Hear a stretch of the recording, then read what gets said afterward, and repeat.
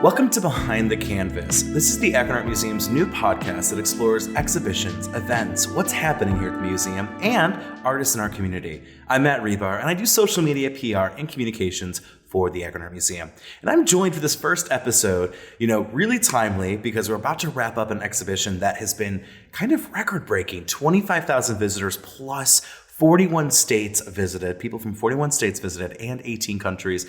And it's been an incredible, well-received show. And I'm sitting with our senior curator, Dr. Jeff Katzin. How are you, Jeff?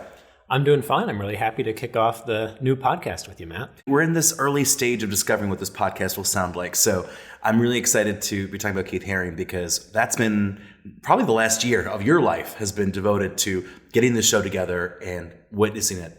Well, the funny thing with exhibitions is that by the time the show is opening, a lot of my work is already done. And so sometimes it's tough because it's open and you want to share things with the public, but you're already having to move on to the next exhibition and always be thinking ahead. The great thing about the Haring show is there's been so much programming and just general interest in it that I've felt like I get to really dwell on the show and live with the show and really enjoy it over the nice long run that it's had. Absolutely. And let's start from the top, right? Who is Keith Haring? Give us the little synopsis. Who's that artist? Yeah. Keith Haring was born in Reading, Pennsylvania, but really he grew up in the small community of Kutztown, Pennsylvania, population of just over 5,000. And his dad was an amateur cartoonist and would get the family together to do drawings and sort of fun activities where they'd go back and forth to fill in a page. And everybody in the family all got into it. But Keith was the one who really, truly kept interested in art. And by the time he was finishing up high school, all of his friends really knew he wanted to go to New York. He wanted to be a professional artist. One thing that was really fun, his sister, Kay Haring, came to the museum to give a talk, and she shared a page that he had filled out when he was in about fourth grade, where it was a question of what would you like to be when you grow up? And he wrote, I want to be an artist. I want to sell works of art, and that's how I'll make my living. Here's my artist's signature. I'm already practicing. So, he knew from a young age this is what he wanted to do. He went because his parents said, okay, maybe don't go into the arts and, be a starving artist. Let's have some commercial opportunity. Let's have you have a career, go to school for graphic design. He tried it. He dropped out after a year because it wasn't really what he wanted to do. He enrolled in a fine art program. He dropped out of that after just a year because he was already prepared to strike out on his own. And so by the 1980s, really at the turn of the decade, come 1980, he's in New York City. He's ready to try to launch his artistic career. And he's been doing abstract painting, performance art, and video art, but he's looking for a new direction. And what he ultimately created was a fusion of the kind of cartoons he did as a kid and the sort of performance that he'd been doing and the graffiti culture that he really loved and observed in New York and the vibrance of New York's scene in terms of music and clubs. And he brought all that together and became, with a sort of simplified but very energetic style, one of the most significant up-and-coming artists of the 1980s. It's really fun that you talk about the idea of the performance behind the work, because I think today in this digital age, right, we're so used to seeing people showing us that process, right? Here's me painting and I'm filming it, and it becomes even more performative than maybe it ever has been. So it's interesting to think about what he might be doing if he were still with us today. And why do you think Keith Haring has continued to resonate with people, and why is he still relevant today? I think if you don't necessarily know who Keith Haring is by name, you still might be able to pick out his works just because of the consistent visual style that he established. It's just so quickly recognizable and took on across the 1980s and then beyond, not only through art, but through t-shirts and posters and commercially available items. It became really widespread and familiar to a lot of people. So he has that base, which makes him something of a recognizable artist for folks. But then beyond that, he also touched on a lot of issues related to politics or social issues. Haring was really, along with Andy Warhol, one of the best known openly gay artists in the 1980s across the height of the AIDS crisis. He did pass away of AIDS-related complications in 1990 at the age of just 31. So he had this amazingly productive, about 10 years of the height of his career. But through not only that immediate recognizability, but then the depth in his work and the significance of him in the 1980s as a sort of social figure, I think all of that means that he continues to remain relevant. A lot of the issues that he was contending with, whether it was drug use, racism, homophobia, are issues that are still with us. And I certainly felt, while working on this show, really eager to dig into how he approached those issues, because I think a lot of the approach where he would combine energy and optimism and positivity with genuine engagement, we could use more of that pretty much always. From a marketing standpoint, these visuals are so energetic and interesting and engaging. You see it, and there's something about the art that from a really quick instant look at, you're like, oh, I want to engage with that, which is nice. And I talked to a local artist who specifically said, I think I was inspired by Keith Haring from the act of merch, right? Opening an Etsy store, or, being able to kind of take the art that I make and make it into pieces and jewelry and buttons, and et cetera. And, I think that is kind of a blessing for modern artists, in this idea of it's okay to go out there with the merch and make it accessible, really, with the art. So what is so special about the subway drawings in particular? So I know the museum, we got some great loans for subway drawings. Walk us through the subway drawing era of Keith Haring. Yeah, it's a great place as we start to really dig into the details of his career, because it's kind of the origin. So like I said, in 1980, he's been doing abstract painting, performance art, video art, but he had a main goal of reaching the widest possible audience. That's a really big motivator throughout the whole arc of his career. So Haring was down in the New York City subway one day. In a subway station, he noticed on the wall this advertising board, which was really just a frame, and inside of the frame would be an advertisement pasted up on paper. But when an ad would go out of its contract, you don't get advertising for free in New York City, so the transit authority would plaster or glue over a blank black piece of paper until a new ad would come in. But Haring realized that blank black piece of paper was an empty space that he could fill with art. And so in a moment of inspiration, he ran up to surface level, bought a piece of chalk, ran back down to the subway station, and did a chalk drawing on that black paper. Between 1980 and 1985, he did over 5,000 drawings in that exact same process. And he loved everything about this. Most of all, he loved that he was working directly in view of the public, and that anybody could be riding the New York subway, from a museum curator who would be interested in his art in a very particular way, all the way to school kids who would have their own perspective. And he loved working in front of these people, talking with them, getting them involved. The one thing he would always tell them is, my job is to do the drawings, your job is the interpretation. And I like telling people that because I think, as a curator, I don't want what I say to be the be-all, end-all. I want visitors to feel empowered to interpret the works of art in front of them. I love that Haring wanted to interact with people and wanted to make that possible. And he loved having to work quickly so that he wouldn't get harassed by the police. He got over 100 tickets and did get arrested at least once while doing all these drawings. He loved the combination of the chalk and the paper.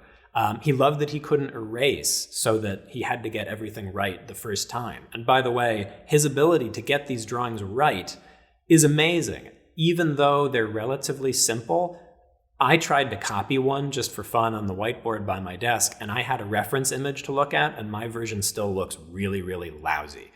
And Haring would get it right every single time. So, though it may look simple, and sometimes visitors are oriented toward looking at art in terms of how impressive the technical ability is, even though it's simple, there's a lot of technical ability in his work. So he loved working in the subway, doing as many as 40 drawings in a day, and really practicing and learning how to compose the style of image that made him famous.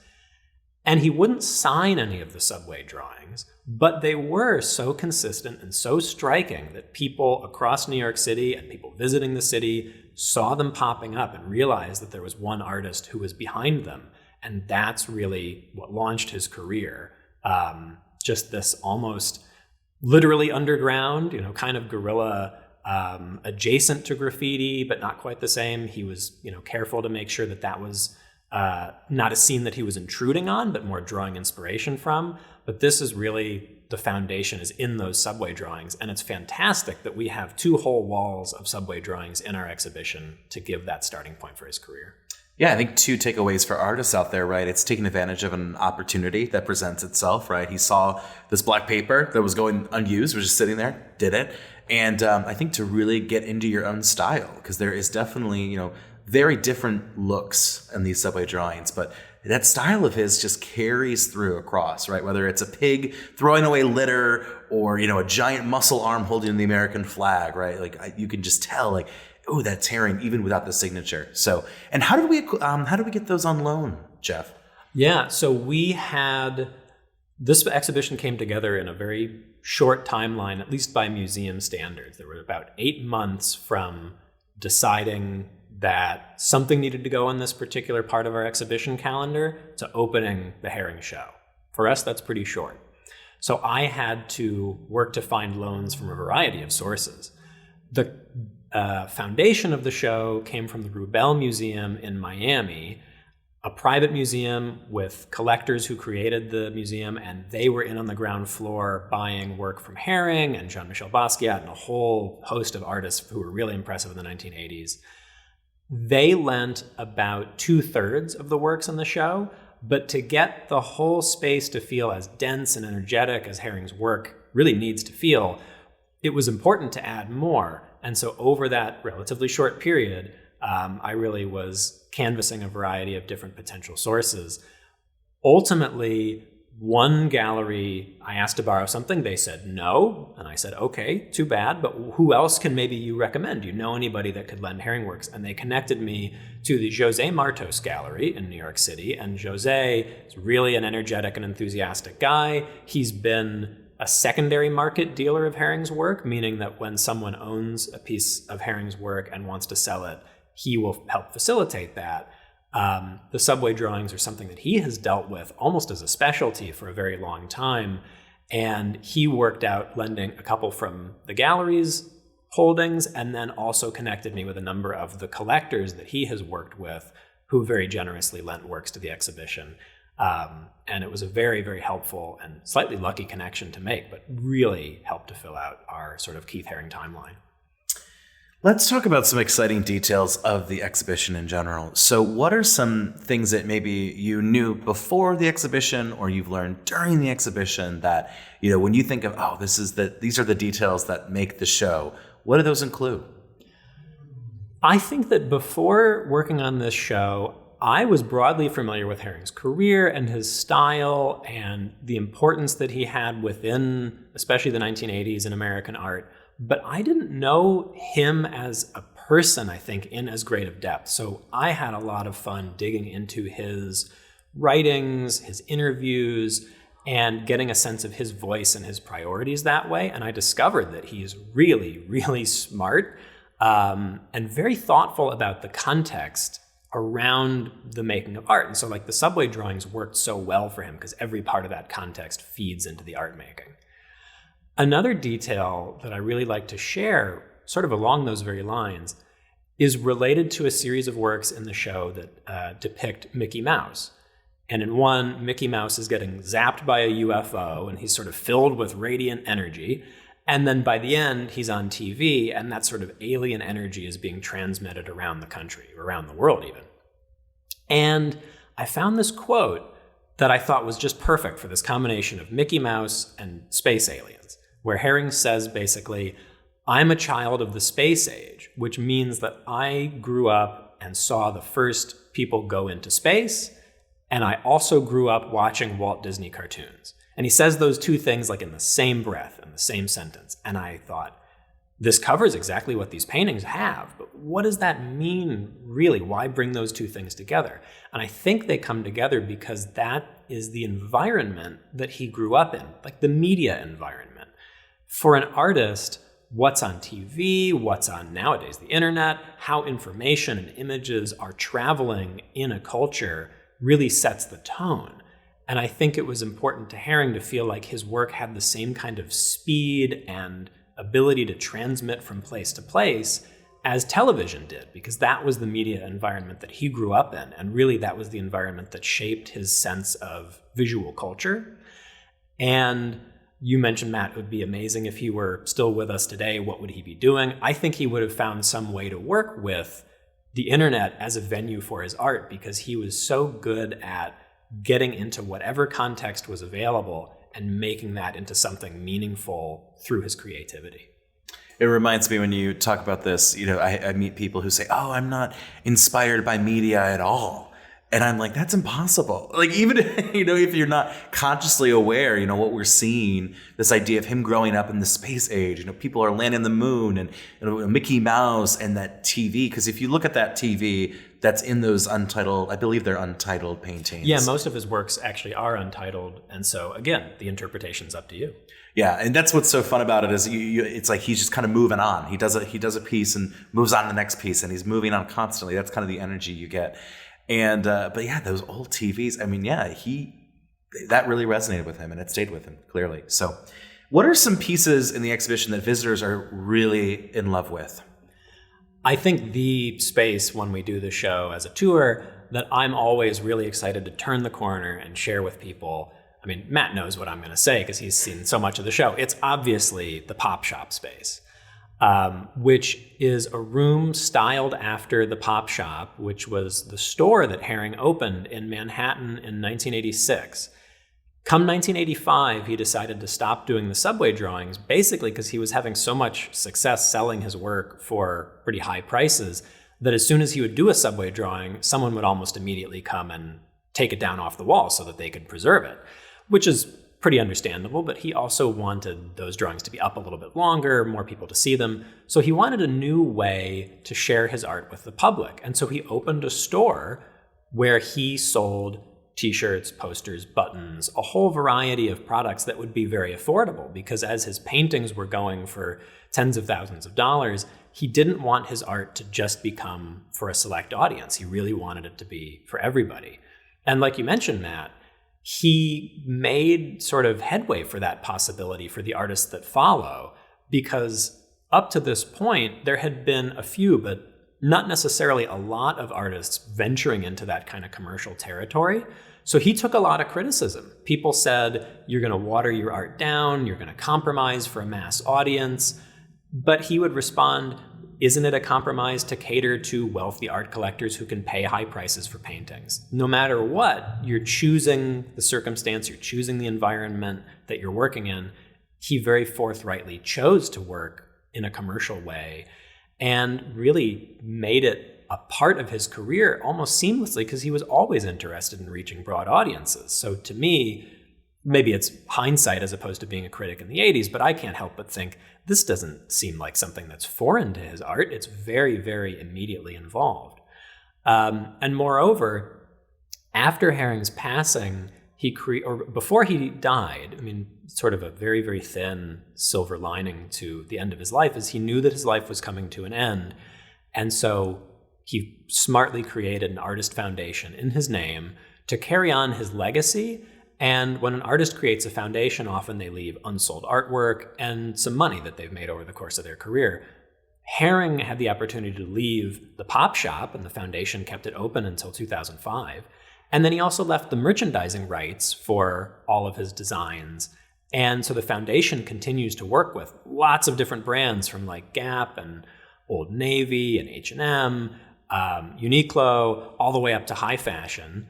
And when those various Haring-inspired products are sold, proceeds go back to the foundation, and the foundation then passes some of that money along to nonprofits that deal with the things that Haring cared about, which were nonprofits helping children and nonprofits helping with research, prevention, and awareness around AIDS and HIV.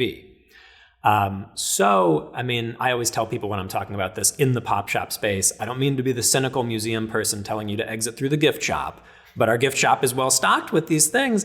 And when you buy them, they genuinely do support the causes that Haring cared about. And so again, this commercial quality in his work fits in so nicely with everything else that he was doing and with his priorities. Two of the things that stand out to me, the ignorance equals fear, silence equals death, fight AIDS, ACT UP. That's the sign that he made in conjunction with ACT UP, AIDS, HIV awareness, and education, because that was such a huge part of his career. So to have a piece in the show, I think is great. And then, of course, yes, the recreation of the Pop Shop by local artist Ron Copeland, who, Rod, if you're listening, you'll have to come on the podcast to talk about that piece, because it is phenomenal. We get tagged in it probably every day almost that we're open. And to see it even like 6 months later, like it still has this effect on me that, I'm lucky to work here, right? But and that style that you mentioned earlier, it is tough to draw. I think people see the doodles and that energy and they think it's so easy. But, Ron Copeland actually taught a shoe design class with the idea of trying to imitate that Pop Shop look onto a shoe, right? And oh my gosh, the only people who got it were our design team who was there, actual visual artists, right? The rest of us were just scrambling to fill in the shoes as we could. So it is definitely difficult to create that style. And definitely a shout out to Ron Copeland, who did a fantastic job on the Pop Shop space. I meant to mention him right off the top discussing it. I always want to give him credit. He came in not only with the skills to realize this really large-scale painting project, but also with an intent to research everything about the original Pop Shop and how it's been recreated on different occasions. Sometimes with installing an exhibition, you really get to dig into a project, and this was one of those occasions, and Ron took it up just fantastically. Yeah, and for a little behind the scenes, it will be painted over. So it is going to be gone after September 24th. So unfortunately, but beautiful at the same time that it's not forever. Kind of closing out though, what has this show done to Akron or the community? Have you seen the community kind of respond to this show? Yeah, and in a lot of different ways. One thing that's been really fun is all the different folks who have just wanted to sort of get in on the energy of the show. There have been so many different businesses that have supported us by putting up decals with Keith Haring imagery in their windows, along with some information about the show. The Metro bus system gave us the space to wrap an entire Metro bus in Keith Haring designs, as well as the backsides of a whole bunch of buses. We've been able to host a lot of different people for events and tours and collaborations. I think it's such a testament to Haring and the energy of his work that when we hosted this show, it continues to radiate outward that way and bring people in and make people excited. And then as far as the response to the show, there have been a lot of different reasons why people are interested in Haring. I think the ones that have felt the most meaningful to me are people who lived in New York in the 1980s, because his career is that really specific 10-year span. And so the whole show feels very of that time, just because it's only a short period that is covered. And when people come and say, either I lived in New York in the 80s or I spent time in New York in the 80s, and this really brings me back to that, and I feel like I'm immersed in that, that's felt really meaningful to me because it makes me feel like we got the feeling of it right. And I have to say, some of the most important reactions like that to me have been from gay men who lived in New York City at that time during the height of the AIDS crisis. And they've said, this brings me back to that time. This brings me back to thinking about friends that I lost at that time. In the art world, it wasn't just Haring. We have a gallery of him alongside a number of his closest friends and contemporaries, and a great many of them didn't make it out of the decade. So it's this really precious time in art history and in sort of American art history, and to have reflected that effectively, sort of warms my heart to have succeeded at that. And this show's also affected, our younger students who have visited. Last week we had an after-school program. I think they were doing something with silk and printing. I don't know if it's silk printing. I'll have to double check. But we got this photo, and this young student lifted up the silk, and underneath was a Keith Haring barking dog. And the joy on her face as she revealed the piece, it was... it makes me excited as just an individual that art is resonating with people. And it's been exciting to see that for the last 6 months. And going forward, I think as we kind of double down on our commitment to community and, art is for everybody. So, thank you so much for taking the time to be here today. I appreciate it.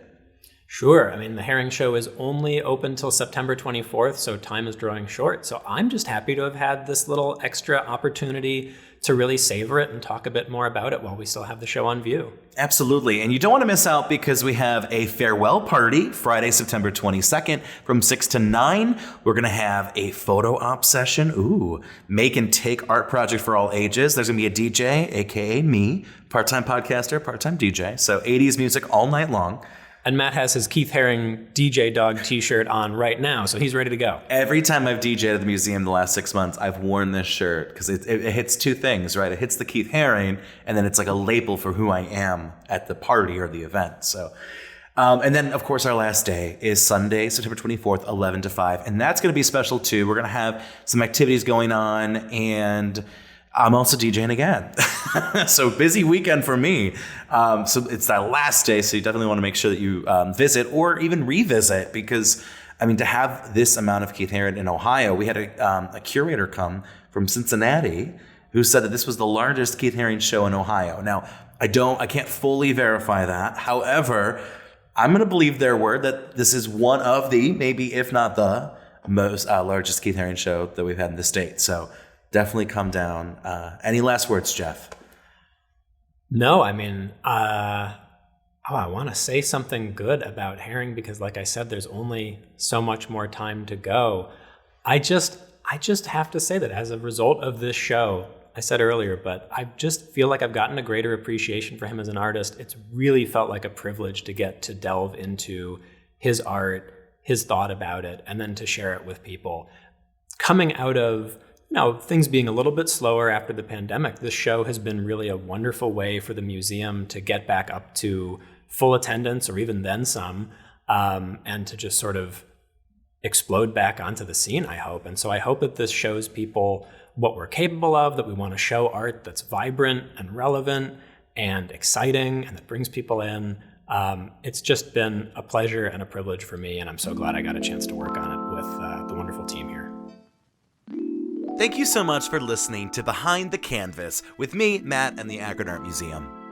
For more information and to plan your visit, go to akronartmuseum.org. You can also search the collection, explore upcoming events, and learn more about careers at the Akron Art Museum. The museum is open Wednesday, Friday, Saturday, and Sunday from 11 a.m. to 5 p.m. And Thursdays, we're open from 11 to 8 p.m. and we're free on Thursdays.